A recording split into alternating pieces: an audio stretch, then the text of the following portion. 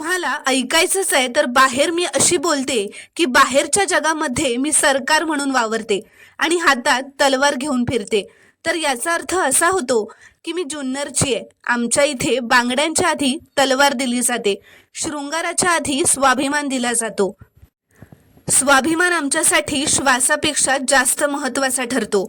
ही जुन्नरची ओळख आहे, कारण आम्ही छत्रपतींच्या खेड्यामध्ये जन्माला आलोय. माझे शब्द नीट ऐका. ही तलवार म्हणजे वैचारिक, ही तलवार म्हणजे शाब्दिक, ही तलवार म्हणजे स्वाभिमानाची, ही तलवार म्हणजे मान सन्मान माज अहंकाराची. जो वर्ग मला नेहमीपासून ऐकत आलाय त्याला या तलवारीचा अर्थ सार्थ कळतो असं मला वाटतं. असं म्हणून दिव्या शिंदे हिनं प्रेस कॉन्फरन्समध्ये स्वतःची बाजू मांडली आहे.